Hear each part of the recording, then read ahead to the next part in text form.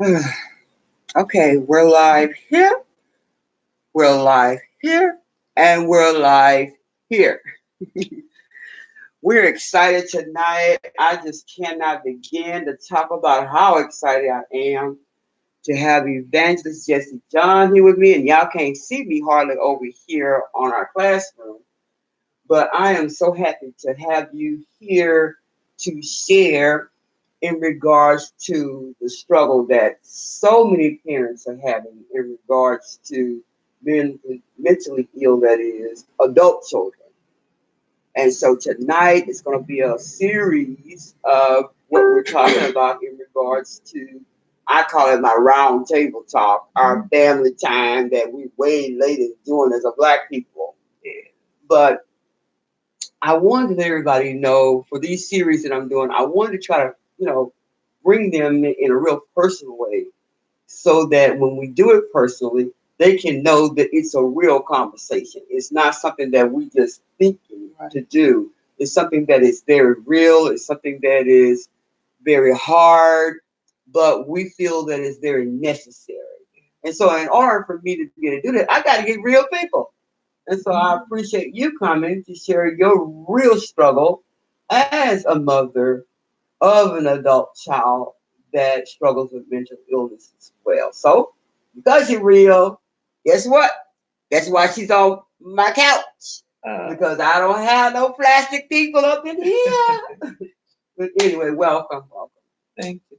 So before we got on here, I know she's going to share a little bit about herself. She's got a lot of information. She's an alumni from ELST, which I'm very proud to say. And then she's got so many different programs. And one of them that I love is that every week our children will not be destroyed prayer line. Yeah. That one is really outstanding. If you've been doing that, how long now? 8 years. 8 years. 8 years. I know when you first came, you said, like, I think I want to do this. I said, just do it. Don't think about it. Just do it. God put it in your heart. Yeah.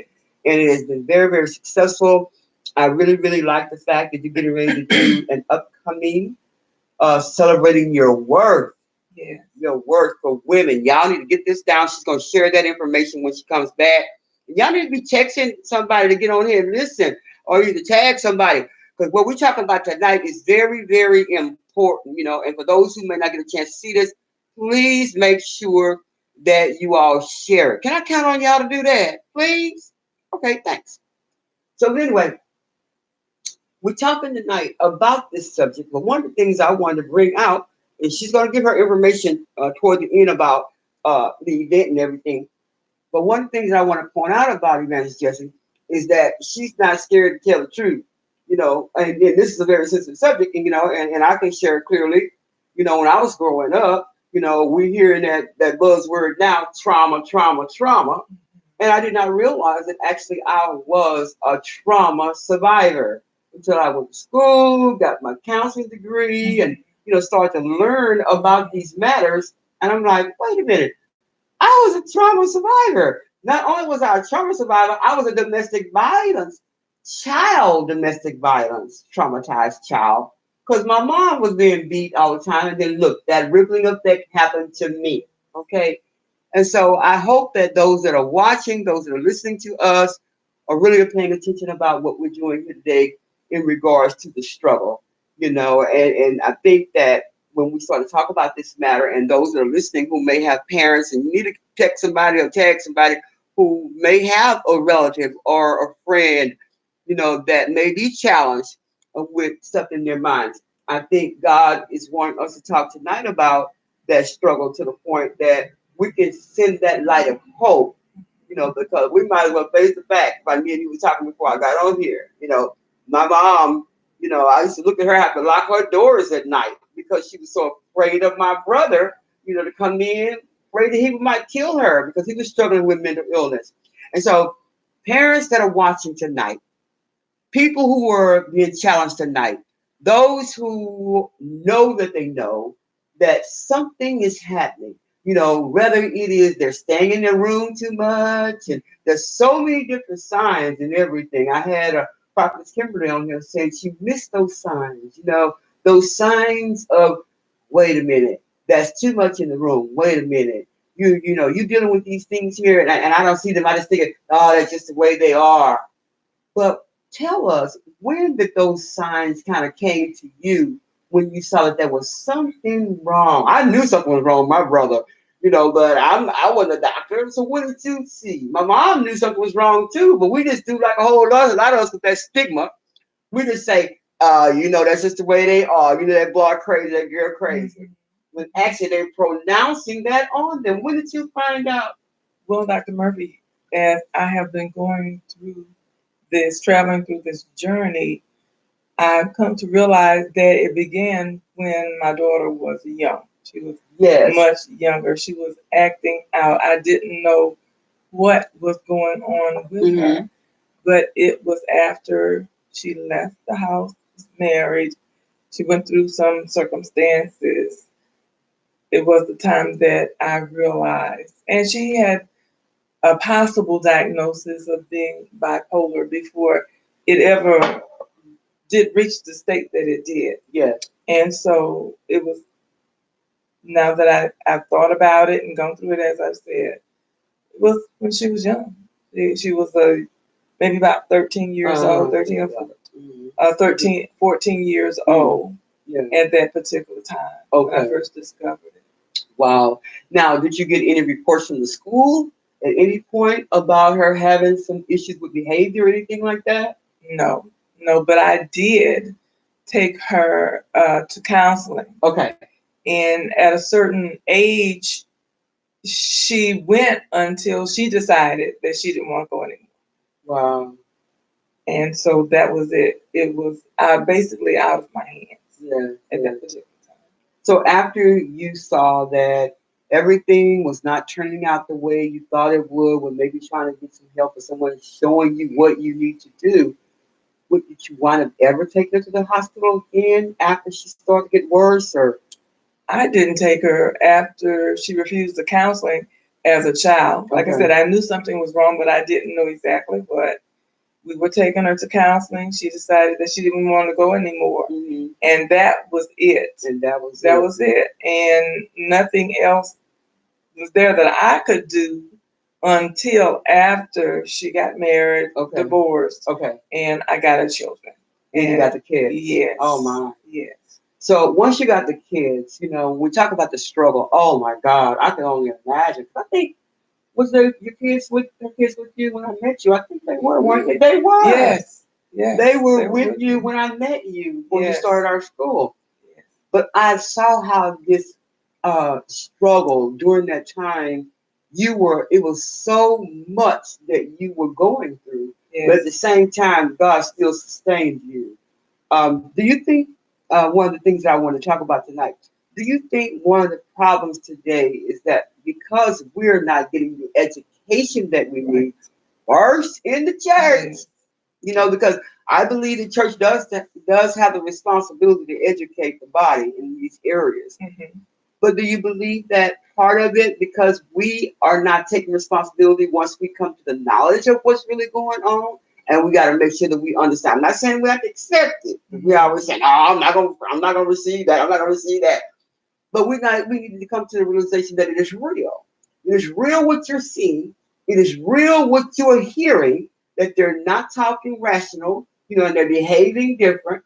So, at what point do you think that they should have, or you should have, got you some more education? I did not know, it's not being taught, and I do believe that we should be taught more in the churches.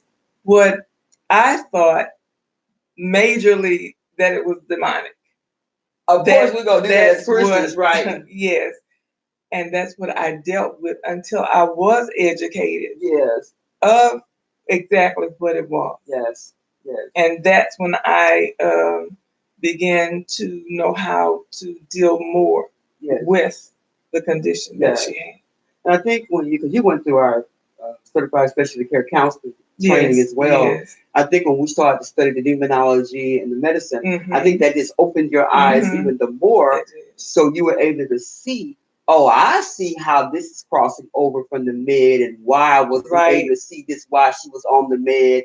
But I believe God was using that class to let you be able to see also how to handle it in a way that you know that we can't just try to pray this thing out. You know, God is sovereign, but we got to make sure that we use some natural common sense to use wisdom, just like he gave Paul as a doctor, just like he's giving doctors too. You know, so we know we got a lot of them that want to feed medication, but we also have to, like I taught y'all in the class, we got to know how to use wisdom in that fine line of medicine versus spirituality. We have to really know how to use that fine line and not just give them medicine all the time when we see something is balancing them. Now, let me see how I can try to look at this demon another way. You know, I see you, devil.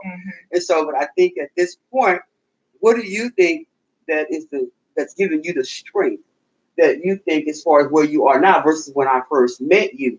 Because the struggle, I thought, to me, was the hardest part is that you had gotten to a point at some point that you didn't want to be bothered at all. You didn't care. Just get out. I can't do it no more.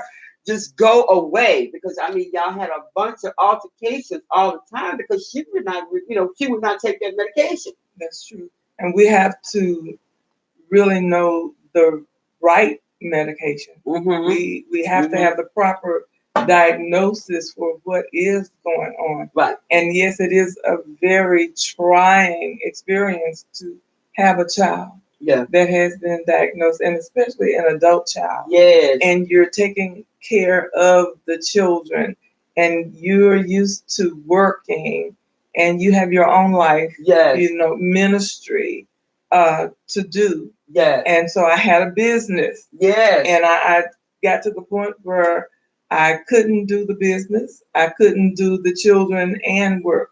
I couldn't do all of those things. So my husband did agree for me to do the business and to take care of the children. And so I came off of the job. But it's very important for us to be educated on what is going on and just not take it as the church says as demonic, because there is an imbalance there. That's correct. And those that are suffering, they don't really realize what is going on with them.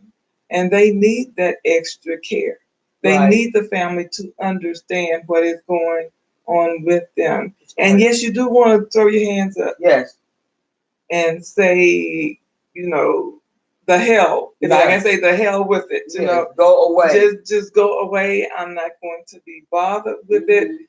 But I feel like when God allows, or you have a child like that, you're going through not only for yourself, but to be able to help others to go through the situation. Well, as I was talking before we got on here, a lot of parents, and for those that are listening, a lot of parents are trying to figure out that what is this called? Why, what are these symptoms that they go in, they yo-yo in and out, they take the meds, they don't take the meds, or they won't stay. Some of them try to break out of the psych unit, but I thought about what is this called? What it's called, so you can get a pen and write this down.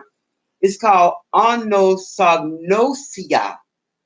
Anosognosia. And that's spelled let me get my eyes on.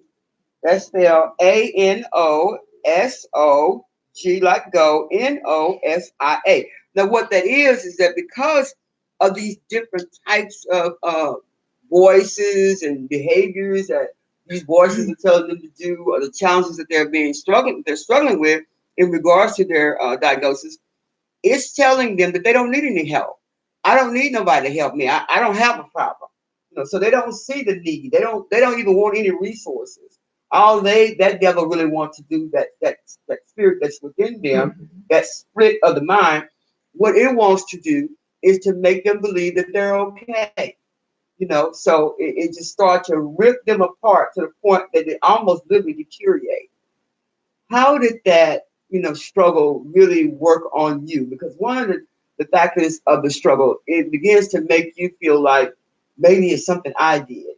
Maybe something went wrong, that made me birth a child this way. Or maybe was I cursed, or was I sinning for my baby to wind up like this? What were you thinking then once you really, being an adult child? Because you saw the patterns young, but you just kind of, oh, well. But then when they start getting really, really frequent, and just look like out of hand, Were you starting to feel guilty that something you may have done?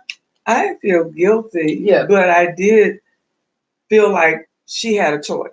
Okay. And that she could do better than what she was actually doing.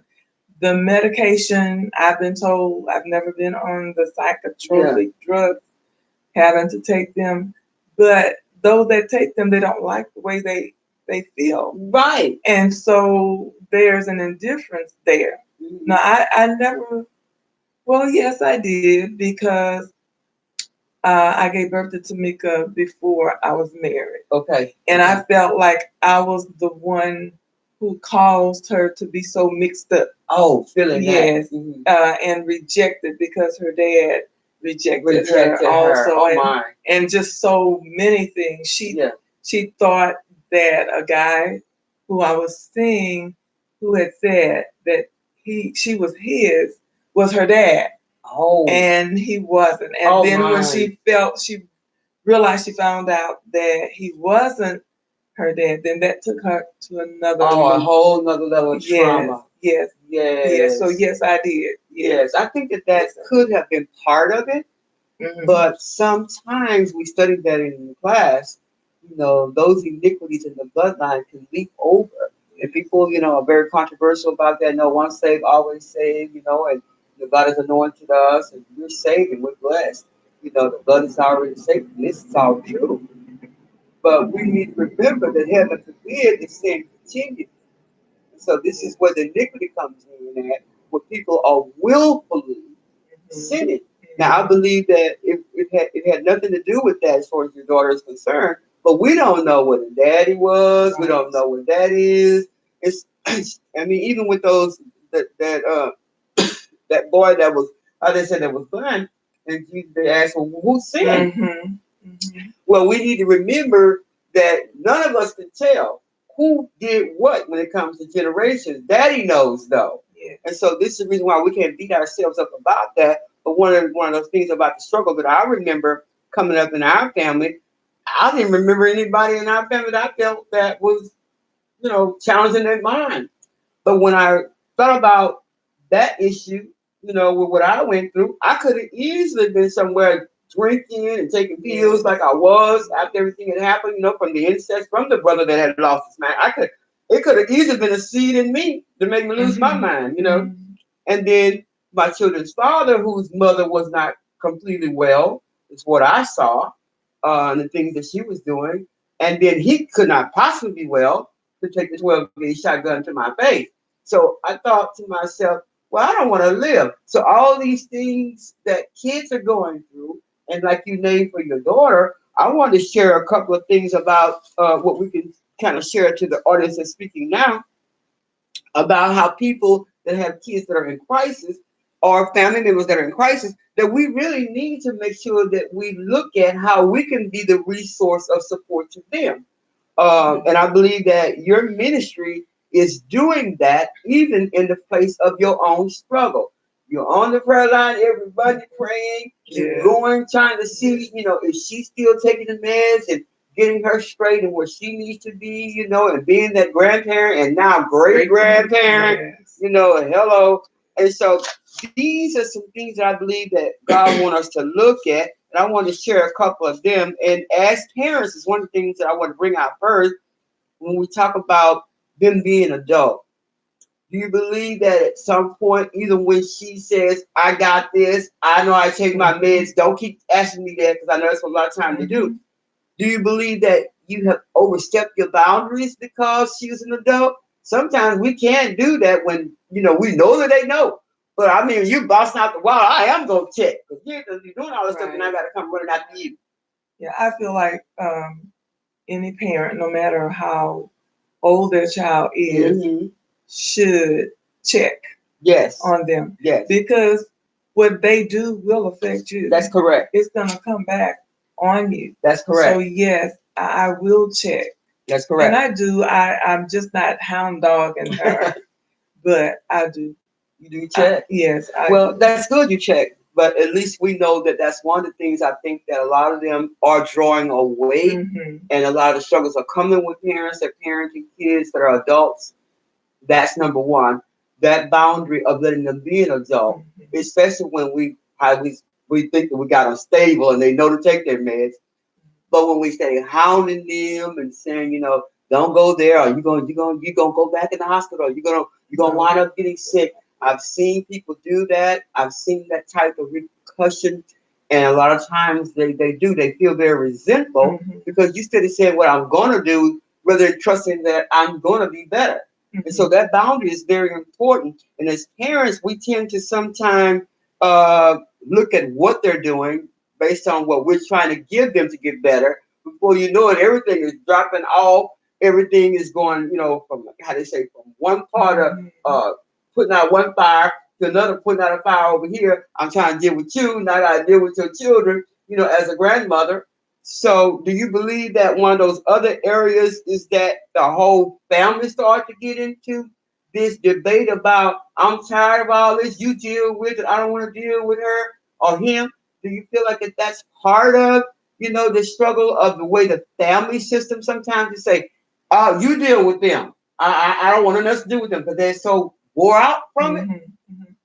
My family was, and still that they get tired. Yeah, everybody. They really do. And then seems like everything falls back on me. Yeah. But then I learned from you to have family meetings. Yes. Come together and discuss it, and to realize that when she goes, I call them zones. Yeah. When she goes through those zones, that she's being affected more than we are. She's hurting more than we are. And so we're learning that as a family unit, that we sit down and we talk and we see what we can do individually that is not just on me, right, or on my son, right, or on her daughter. And we have to reinforce the positives. Yes. We cannot stay on those negatives and tell them, like you're saying, what they should be doing. Did you take your meds every day, every day? No, you can't do that because it drives them further away from being healed or getting over. It does. Or getting back to their normal state. It does. And one of the things I've also found out about that, when we have family members who are not actually taking their meds, and you can tell that as a parent. Of course, the first thing that you're going to say is, Lord, I don't know how long she's been off of it. I don't know how long he's been off of it. I can see he is not acting, or she is not acting the same. Yeah. And so then now you wonder, Lord, when is it going to hit? It's either y'all going to have a big old blowout, or they're going to do something that's erratic in the house and start tearing up stuff, or stand up all night long. Yes. You start seeing all kind of signs of things, and drinking and things like that, and staying in their rooms and taking pills that you don't even know that they're taking. But I believe that, part of this struggle also has to do with people, like you said, understanding that this is not just, oh, it's them again. This is something that is so real that we are literally losing so many adult, people today who are suffering with mental illness in families, especially the Black population, because people don't want to be bothered anymore. And I think that after a while, we do have to set some ground rules. Now, next week, we're going to be talking about, and in a series of these discussions, we're going to be talking about should restraints in psychiatric care be illegal? We've got cases now where people have actually been killed because police officers are killing them, because of mental illness. And then how do we respond to mental illness when it has now become a crime? Because once they get you and take you to jail, they restrain you because they don't really know what to do because they're afraid, right? Now they've got a criminal record. I know those issues, and many times has happened where they wind up picking them up and taking them to jail because they get so out of order and so violent. But is this really going to be now a record for them?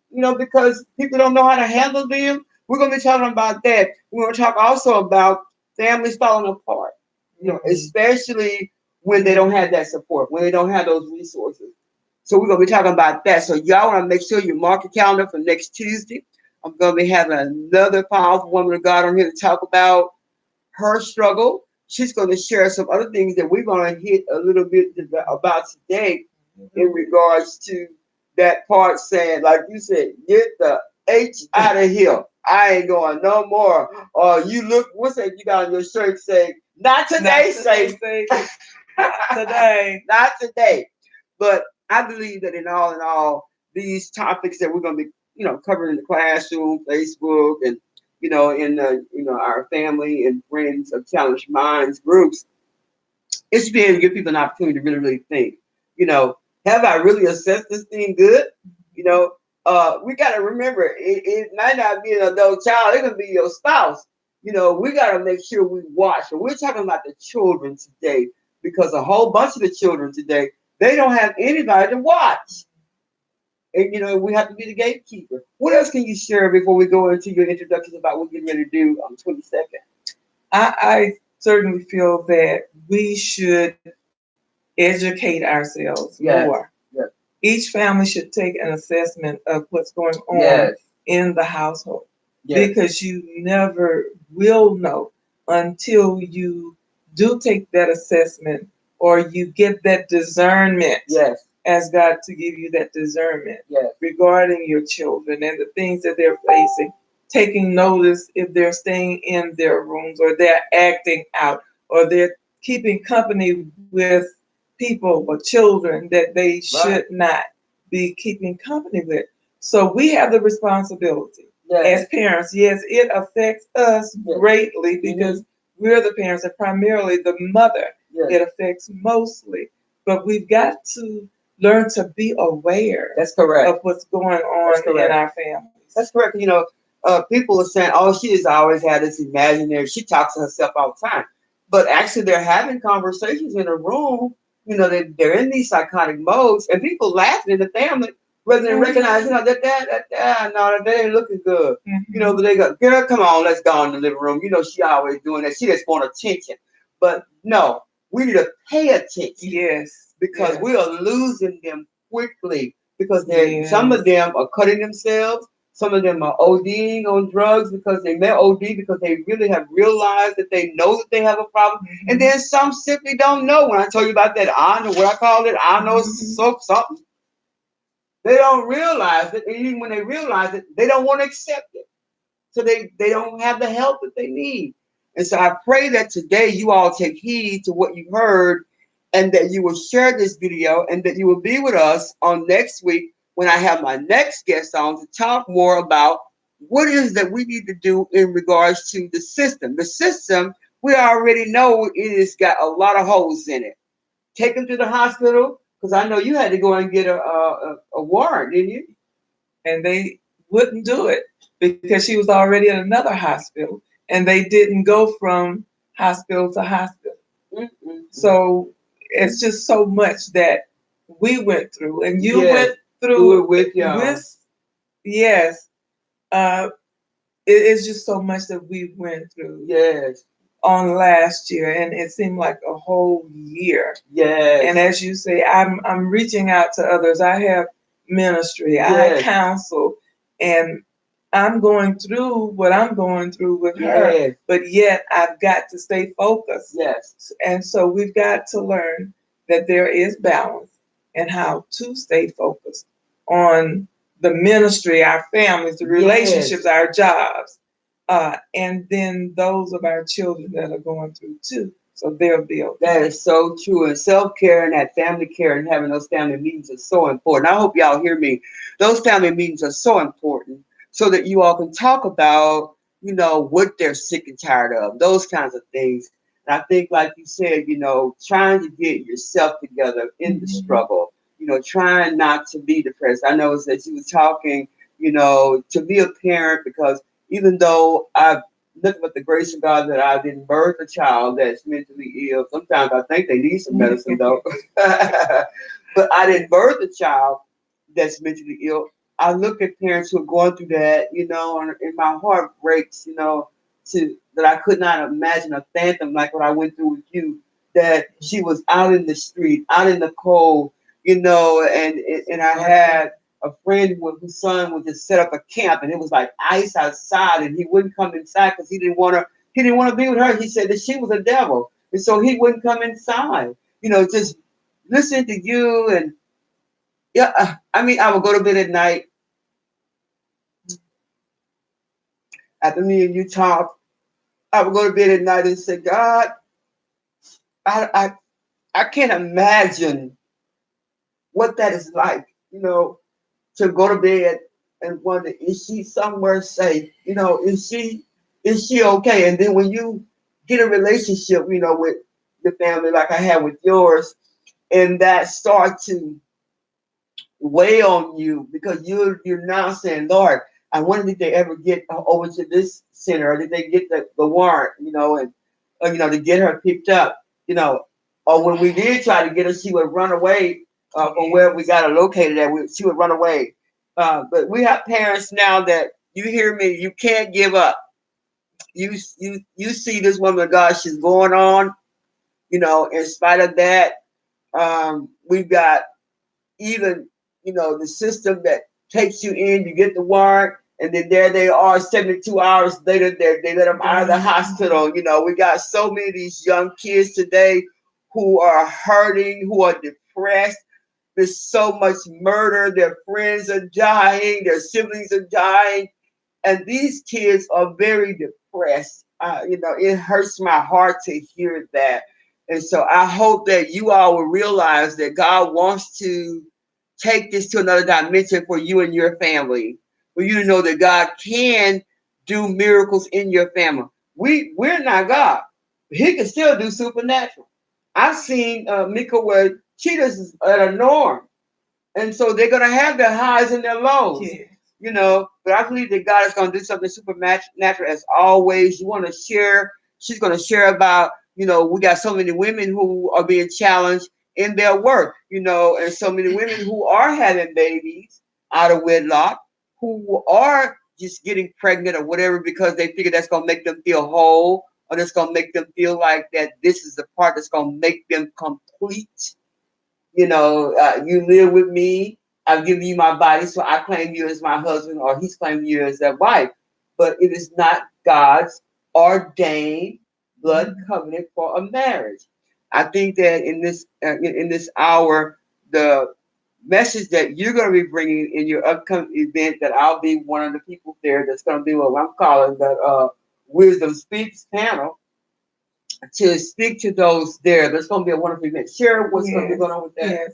I just want to tell our audience that our children are so dear and so wonderful. Yes. And those that suffer mental illnesses, they're the most wonderful people. Yes, they are.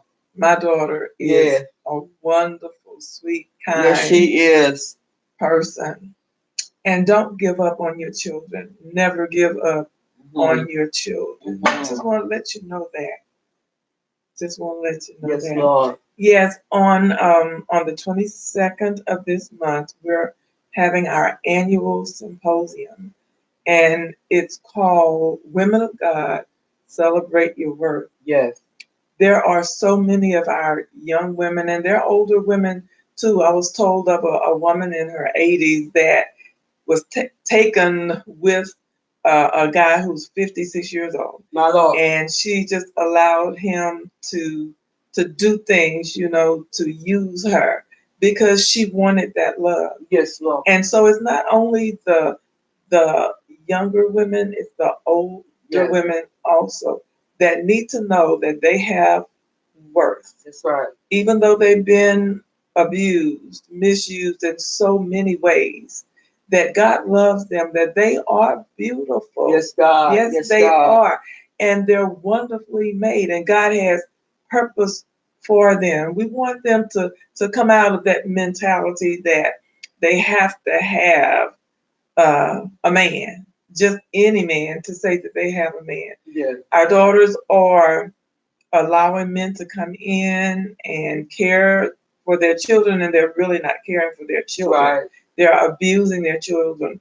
And as we have witnessed here in Houston with Malia, yes, Lord. Malia, her being killed, and the whole nation has suffered because of what has occurred. But now is the time. God is allowing us to know the evils. That's correct. And what we need to do to overcome these evils.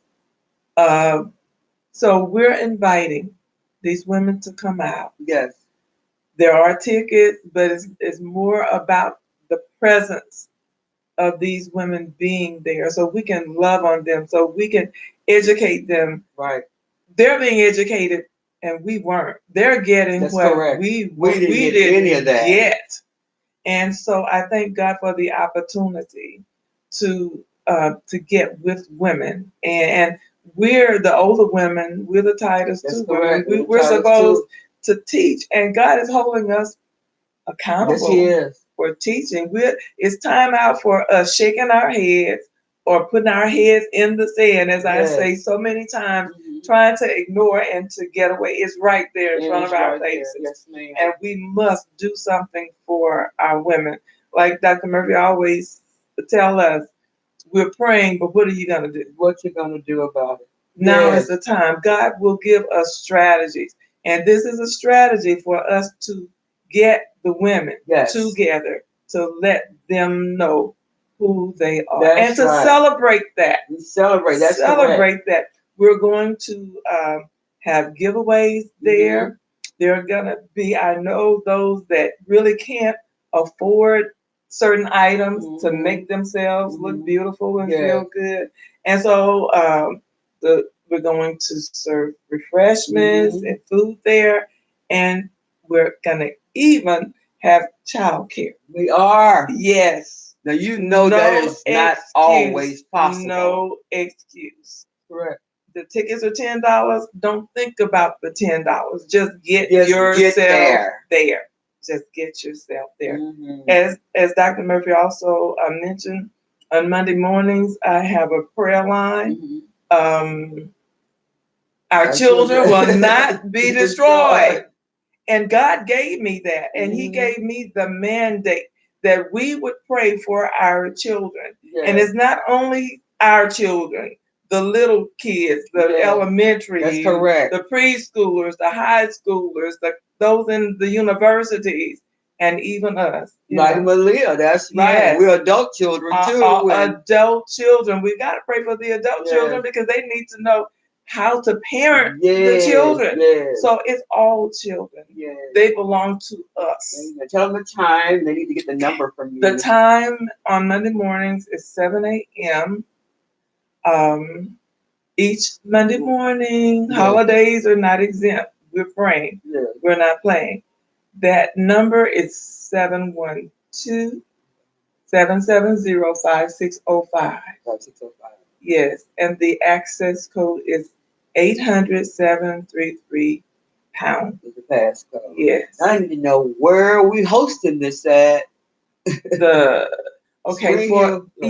For the women's event, it will be at the Spring Hills Marriott Hotel over on JFK Boulevard.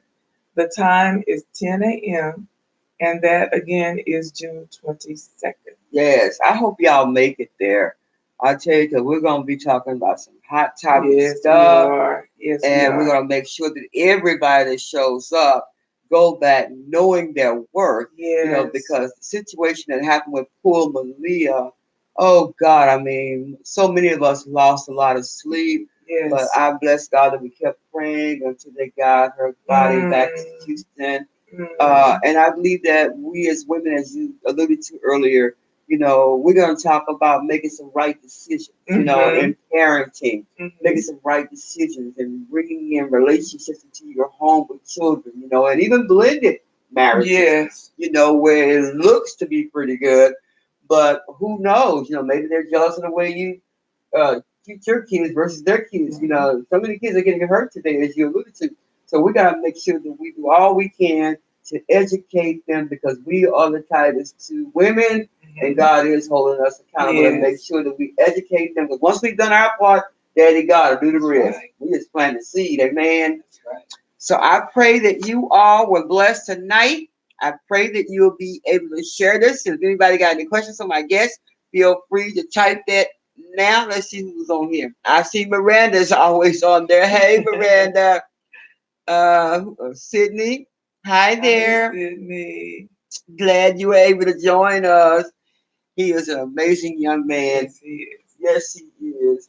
And so I pray to God that these women that have heard this tonight and those that would send this video out to others, that God would bless you tremendously. I thank all of you all for joining us tonight. And I pray that God will continue to let you be a part of our series and our roundtables that we're going to be doing in regards to family time talk, because we truly are dealing with a whole lot of family matters in relation to the struggles of mental illness and not giving enough time to our family. Like you said, I'm very, very pet peeve with that. We need to have the family meeting.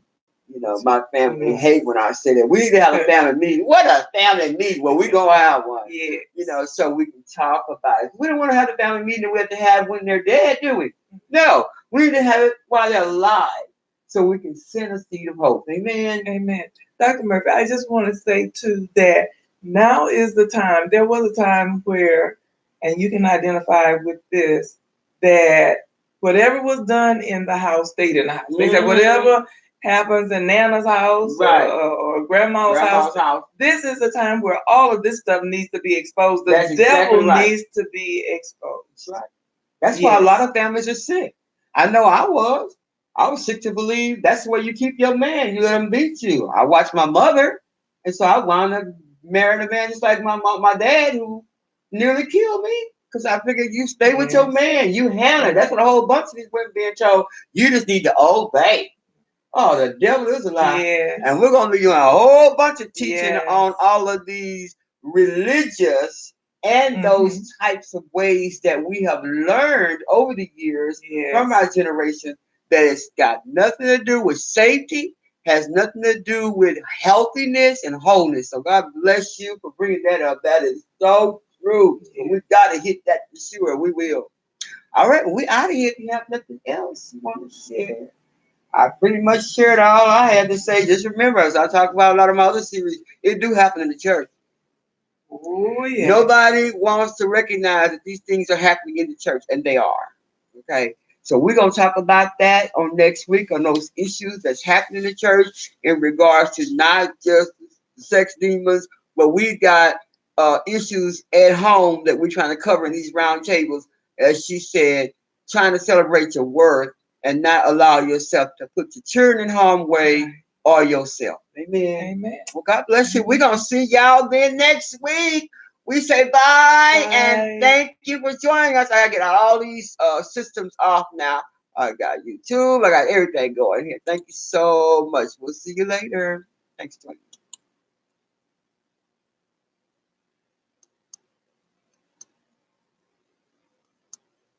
Okay. All right. Go off. Off. We'll see what it does in a minute. Let's see. Gotta get over there. This one right here. Okay, there it is. You want to end? Yes. Bye bye.